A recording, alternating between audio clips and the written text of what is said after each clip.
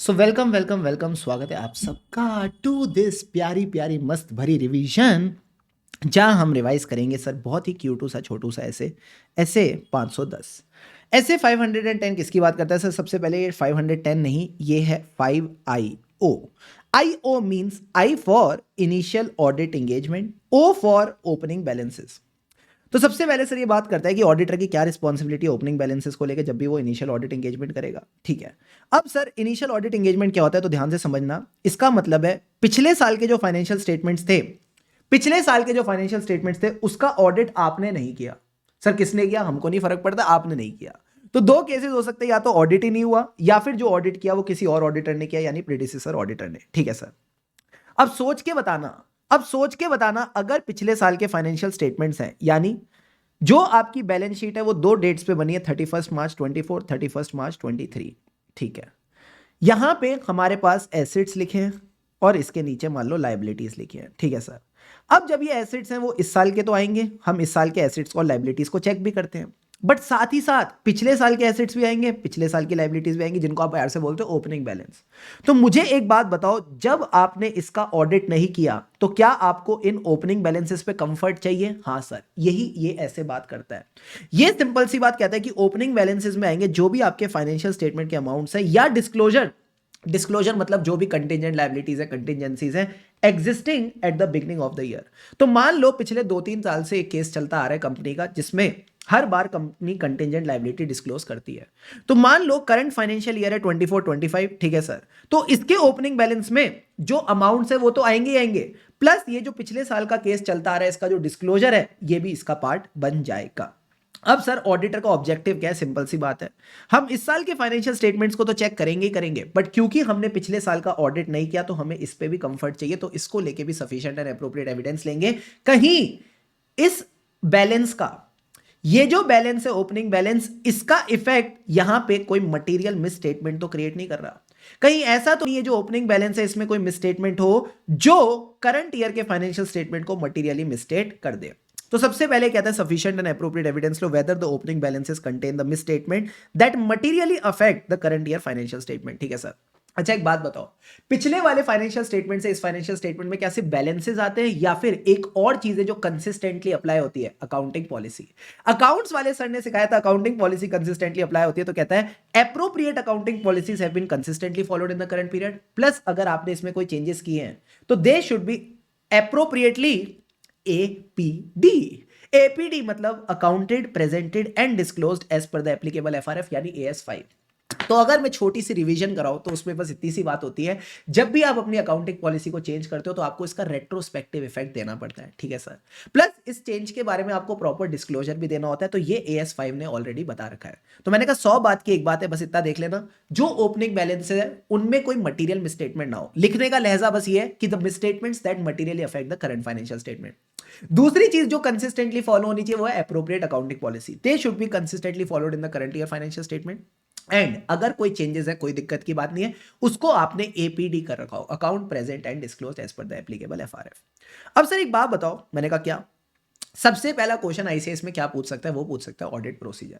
What are the audit procedure that you will perform, जिससे आपको evidence मिले कि ओपनिंग बैलेंसेस में कोई मटेरियल मिसस्टेटमेंट नहीं है। तो मैंने कहा सिंपल सी बात है, दो चीजें चेक करेंगे, क्या कि जो पिछले साल का क्लोजिंग था वो इस साल का ओपनिंग बना कि नहीं, यानी whether the prior period closing balances have been correctly brought forward to the current period. But sir अगर पिछली बार के बैलेंसेस में गलती है, अगर पिछली बार के बैलेंसेस में गलती है तो क्या हम उसको करंट ईयर पीएनएल में दिखाते हैं? हाँ, कैसे? As a prior period item. ये बात भी AS5 में लिखी हुई है, ये बात भी AS5 में लिख रखी है। तो सिंपल सी बात है, जो पिछले साल के बैलेंसेस है वो करेक्टली ब्रॉट फॉरवर्ड होंगे, और अगर उनमें गलती है तो उसको आप डिस्क्लोज करोगे करंट ईयर के पीएनएल में as a prior period item.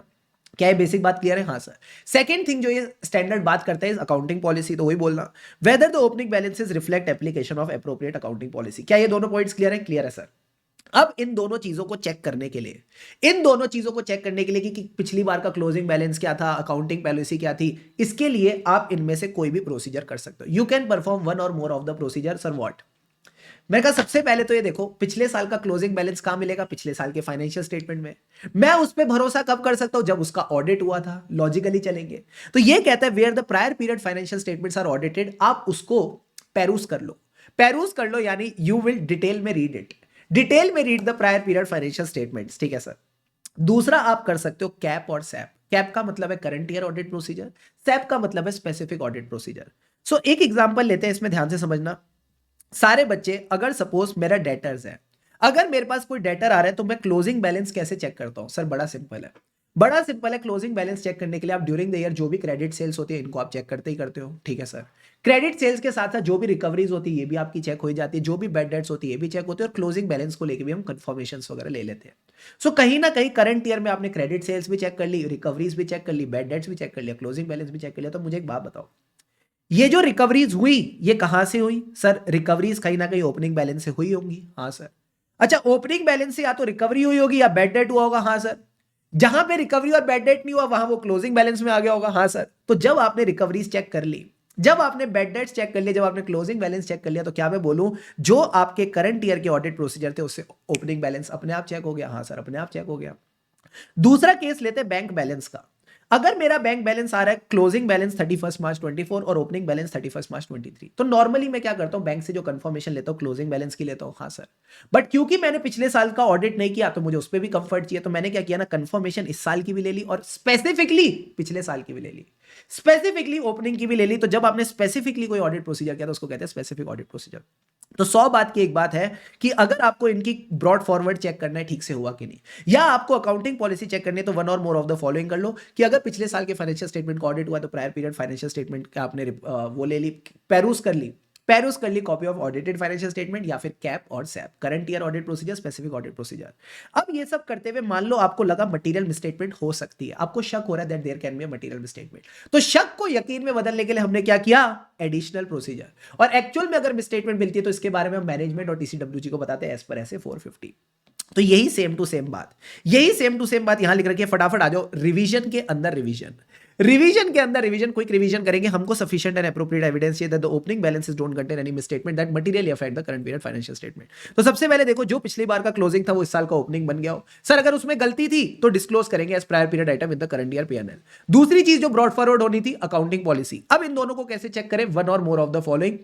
अगर पिछले साल के फाइनेंशियल स्टेटमेंट का ऑडिट हुआ है तो उसकी कॉपीज ले लो, उसके बाद कैप और सैप। ये सब करते हुए अगर आपको शक हुआ कि मटेरियल मिसस्टेटमेंट हो सकती है तो उसको यकीन में बदलने के लिए एडिशनल प्रोसीजर, एक्चुअल में मिसस्टेटमेंट है तो communicate with management and TCWG. शाबाश शाबाश शाबाश। अब सर एक बात बताओ, मैंने कहा क्या सर, जो आप ऊपर वाले प्रोसीजर कर रहे हो उसकी जो नेचर है और एक्सटेंट है ये कौन से मैटर्स पे डिपेंड करेगी? मुझे ऐसा लगता है यानी एसके स्पेशल, इस पे क्वेश्चन आना चाहिए, इस पे कहीं ना कहीं क्वेश्चन आना चाहिए। तो सारे बच्चे समझना, 3 मैटर्स है, फटाफट इनको समझ लो।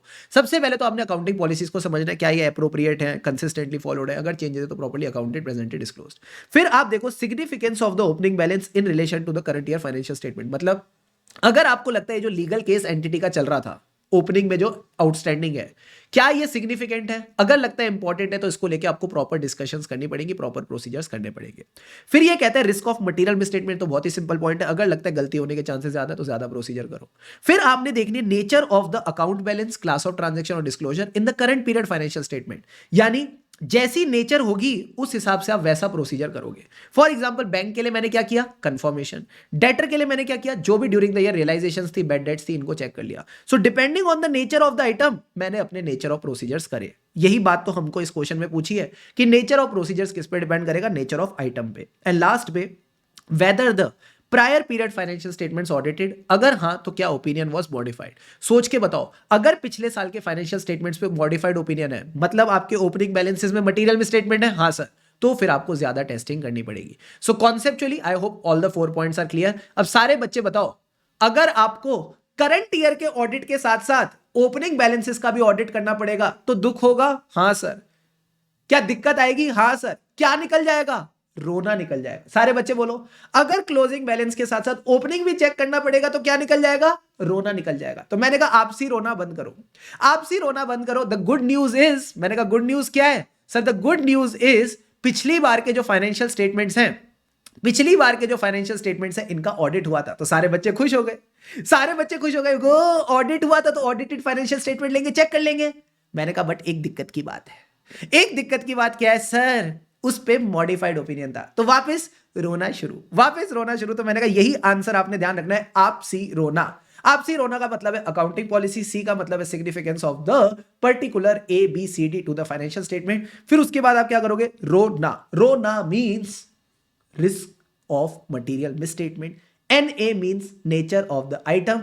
रोना बंद क्यों हुआ, क्योंकि आपको पता चला पिछले साल के फाइनेंशियल स्टेटमेंट का ऑडिट हुआ था। रोना वापस शुरू क्यों हुआ, because the opinion was modified.